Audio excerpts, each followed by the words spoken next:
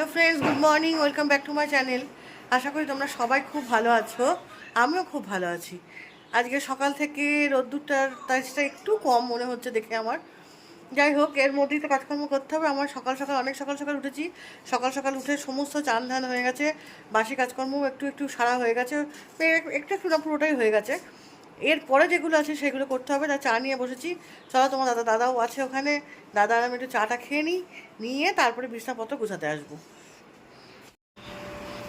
চা দিয়েছি তো,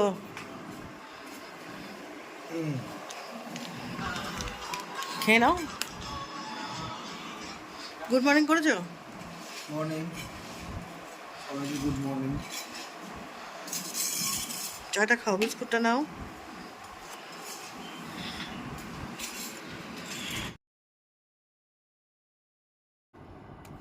নমস্কার বন্ধুরা, আমি শিল্পী। আরও একটা নতুন দিন, নতুন সকালে সবাইকে স্বাগত, সবাইকে ভালোবাসা জানাচ্ছি। আজ বুধবার। আজ বুধবার তো ঠিক বললাম না, আজকে মঙ্গলবার, সরি।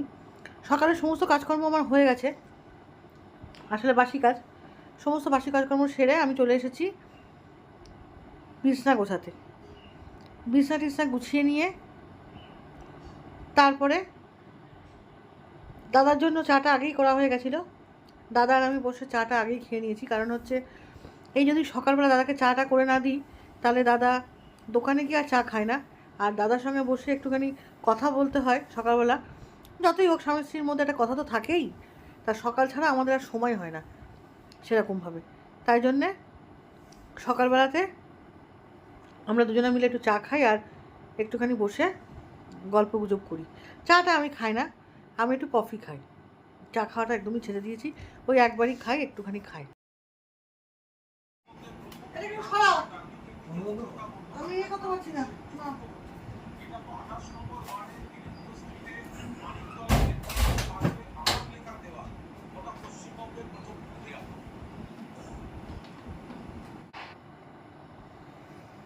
সমস্ত জামা কাপড় এমন অগোছালো করে রাখে চারিদিকে, গোছাতে গোছাতেই দিনটা আমার চলে যায়।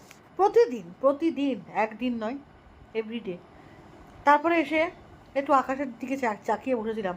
আকাশের যা কন্ডিশন, চারিদিকে গুমোট ভাব আর এত গরম যে ভাবছিলাম তাকিয়ে যদি একটু বৃষ্টি দেয় তাহলে খুব ভালো হয়। আর এখানে কনস্ট্রাকশন উঠে গেছে, এখন বৃষ্টি হলেও আমার ঘরে খুব একটা জল ঢুকবে না। তা যাই হোক, আকাশের দিকে তাকিয়ে বসে থেকে তো আমার আর লাভ নেই। অনেকক্ষণ বসেছিলাম, তারপরে চিন্তা করলাম যে যে কাজকর্মগুলো আছে সেগুলো একটু সেরে ফেলি চট করে। তাই জন্যে ওই ঝাড়ুনটা হাতে নিয়ে নিলাম এবং সমস্ত ঝাড়া পোছার কাজটা আজকে সেরে ফেললাম।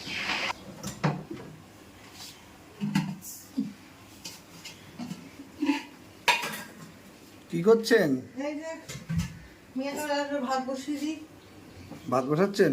আর কি করলেন? এটা কি দিলেন তোমার টিফিনটা করে দিই নাকি? অল্প সময়, এখন আর কোনো কিছু করার নেই। হ্যাঁ, ওকে। আর গরম বাড়ছে যা। আমি তো কিছু খাই না, আমি ছাতু খাই। ভালো লাগে না কিছু খেতে, একদম খাওয়ার এনার্জি নেই, চলে গেছে খাওয়ার এনার্জি। মেয়েটাও করতে হবে ভর দুপুরবেলা 1:30টার সময়। না না, ভাত বসিয়ে দাও। বাবা, ওই সময় আর কি রান্না করবো দেখে রেখেছো? কিছুই বুঝতে পারছি না। বাবা, এই ঘরটা কি এখনই গরম হয়ে গেছে? হ্যাঁ, থাকা যায় না তো। তারপরে গ্যাস জ্বলে না। তোমার ম্যাগি করে দিই আর ডিম সেদ্ধ বসিয়ে দিয়েছি, তুমি খেয়ে বেরিয়ে যাও। হ্যাঁ, ঠিক আছে, করে দাও আমাকে। দোকানে যাওয়ার আগে প্রতিদিন কি খেতে দেবো এই নিয়ে খুব একটা তাড়াহুড়ো লেগে থাকে। তা আমি বললাম চলো আজকে একটা ডিম সেদ্ধ আর তোমাকে মেয়ের মতো একটা ম্যাগি করে দিই, জল জল করে, পাতলা পাতলা করে আর কি। তাই খেয়ে চলে যাও। বলো দাও, তাই খেয়েই যাবো। আমার আবার ম্যাগিটা খুব একটা ভালো লাগে না, কিন্তু একে দেখেছি, আমার হাজব্যান্ডকেও দেখেছি বা আমার মেয়েকেও দেখেছি, ওরা খুব আনন্দের সহিত ম্যাগিটা খায়। যাক, একদিকে ভালো, আমার কাজের একটুখানি সুরাহা হয়, না হলে রুটি লুচি এইসবই করতে হয়। এটা খেয়ে নিলে ভালো থাকে সারাদিন।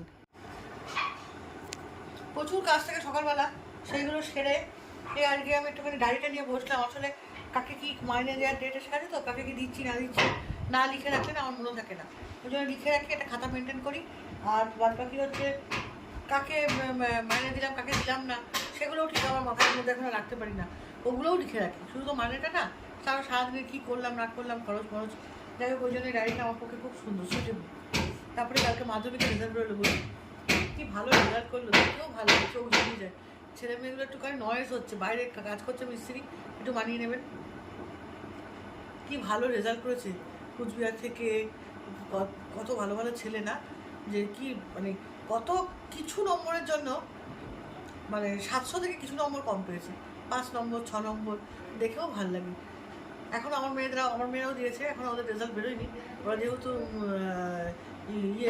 ইংলিশ মিডিয়াম ICSE, এখন বাংলা মিডিয়ামটা বেরিয়ে গেল, এদের যে কবে বেরোবে তার ঠিক নেই। আমরা এখন তারা এখন নিশ্চিন্ত হয়ে গেছে, এখন আমরা এখন অনিশ্চয়তায় ভুগছি আর কি। অনিশ্চয়তা কিছু না, তবু একটা টেনশন তো হয়, পরীক্ষা দিয়েছে এই আর কি। তাই ভাবি যে কত ভালো ভালো ছেলে মেয়ে আছে না, তাদের বাবা মার কত গর্ব। এই যে রানাঘাট থেকে যে শ্রেষ্ঠ মেয়েটা ভালো রেজাল্ট করেছে, তার বাবা মারও কত গর্ব, যে কত ভালো। এই আমার মেয়েদের সামনেই পড়ে সায়েন্স স্যারের কাছে বায়োলজিটা, কিন্তু বাংলা মিডিয়ামে পড়ে। যাই হোক, এইসব ছেলেমেয়ে, এখনকার ছেলেমেয়েরা কেউ এখন আর মানে ফেল আর এখন আর নেই। আমাদের সময় তাও ছিল, এই পাশে এত পার্সেন্ট পাস করেছে, অত পার্সেন্ট পাস করেছে, এখন তো পাশের হার প্রচুর। আবার উচ্চ মাধ্যমিকের রেজাল্টটা তো ঘোষণা হয়ে গেছে 8 তারিখে বাংলা মিডিয়ামে, কিন্তু আমাদেরগুলো না ঘোষণা করে না সেইভাবে, জানতে জেনে নিতে হয় গুগল থেকে কখন কবে দেবে কি বৃত্তান্ত। যাই হোক, আর বেশি কথা বাড়াবো না, অনেকগুলো কাজ আছে, এখন এই কাজটা করে উঠে তারপরে আবার যাবো রান্নাঘরে। মোটামুটি হয়ে গেছে রান্না সবই, এই একটা রান্না বাকি আছে মাছের ঝোলটা, সেটা করবো, তাহলেই হয়ে যাবে। আর কী বলুন তো, ভিডিওটাতে এই ফোনটাতে আপনার চার্জ ছিল না তো, ওই জন্য চার্জ দিয়ে গেছি, ওই জন্য না আমি ভিডিও করতে পারিনি। আর একটা ক্যামেরা আছে, ওটাতে যদি ভিডিও করি না খুব আবজা হয়, তো ওটার থেকে আবার শেয়ার করতে গেলে নিতে গেলে খুব কষ্ট হয়, ওই জন্য এটাতে ভিডিও করার সুবিধা। যাই হোক, একই রান্না বান্না আর কি প্রতিদিন দেখাবো, ওই জন্যও আর যাইনি। এটা কমপ্লিট করে নিয়ে তারপরে ভাবছি স্নানে যাবো। এত গরম পড়েছে না, স্নানটা রাত্রি না সারলে আর ভালো লাগছে না, ওই জন্য ভাবছি একটু স্নানে যাবো। আর আজকে বিকেলবেলা একটু বেরোবো, কিন্তু সেটা আপনাদের সঙ্গে শেয়ার করার করবো না। একটুখানি বেরোবো বলতে একটা কাজ আছে। আর আসার সময় দেখলাম ওষুধের দোকানটা একদম ফাঁকা, তাই ভাবলাম একটা ওষুধটা নিয়েও চলে আসি। তাই জন্য একদিনে 2 পাখি মেরেছি কালকে, ওগুলো নিয়েছি, প্লাস ওষুধের দোকান থেকে ওষুধ, মানে আমি একজন ছিলাম, ওটাই বেশ ভালো লাগলো দেখে, যে প্রতিদিন লাইন দিয়ে বসে ওষুধ নিই, তো কালকে একদম প্রথমেই আমি। যাই হোক, চলুন আর বেশি বকবক করবো না, অনেক কথা বলে ফেললাম। একবার স্নানটা করবো, স্নানটা সেরে আবার আমার পৌঁছাতে আসছি। তুই এটা কি খাচ্ছিস? পনির পাফ। কোথা থেকে কিনে আনলি এসব তুই? তুই না ভাত খেয়ে গেলি, তোর এসেই খিদে পেয়ে গেল? হ্যাঁ, কটা বাজে? 5:15। ও আচ্ছা, ওই জন্য খিদে পেয়ে গেল। ভালো, খাও। আমি বেরোলে আমাকে আর বলবো না কিন্তু কিছু আনতে।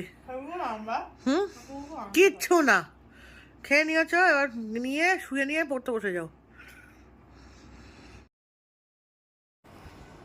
অনেকক্ষণ পর আবার চলে এলাম রান্নাঘরে। তোমাদের সঙ্গে অনেকক্ষণ ভিডিওটা শেয়ার করা হয়নি। আসলে কি হয় বলো তো, সকালবেলা যে কাজকর্মগুলো থাকে সেগুলো এক প্রকার করি, তারপরে দুপুরবেলাটা ঘরে ঢুকে পড়লে আর কিছু করা হয়ে থাকে না। তা যাই হোক, দাদা আজকে বললো কি যে একটুখানি আলু চচ্চড়ি করো ঝাল ঝাল করে, আর একটু রুটি নিয়ে আসি, তাহলে রাত্রের খাবারটা জমে যাবে। কারণ ঠিক আছে, অনেকদিন দাদাকে আলু চচ্চড়ি এভাবে করেও দিইনি, দাদা এইভাবে আলু কেটে চচ্চড়ি খেতে খুব ভালোবাসে। আজকে দাদার কথা অনুযায়ী কাজ করলাম, যে দাদার মতন আজকে আলু চচ্চড়িটা করে দিলাম। খুব সুন্দর হয়েছিল জানেন, আলু চচ্চড়িটা খেতে এত সুন্দর হয়েছিল, যেদিনকে কম হয় সেদিনকে খুব ভালো হয়, আর যেদিনকে বেশি হয় সেদিনকে আর এত সুন্দর হয় না, টেস্ট আসে না। আর তাছাড়া বুঝতে পারি জানেন, বাড়িতে বসে বসে খুব অলস হয়ে যাচ্ছিও বটে, কোনো কিছু করতে ইচ্ছা করে না। আসলে এত গরম না, কাজ করব কি, কাজ করতে গেলেই প্রচণ্ড ঘাম আসে, তখনই এনার্জিটা পুরো ফুরিয়ে যায়। তা সারাদিন ধরে ঘরে বসে থাকলে মানসিক দিক থেকেও দুর্বল হয়ে পড়তে হয়, তাই জন্য একটু বেরোই বিকেলবেলাটা, একটু ফ্রেশ হাওয়া খেয়ে আসি মাঝে মাঝে, প্রতিদিন হয় না, তবে মাঝে মাঝে যাই। কিছুক্ষণ বাইরে থাকলে আবার কিছুক্ষণ ঘরের থাকার একটা ব্যালেন্সড হয়।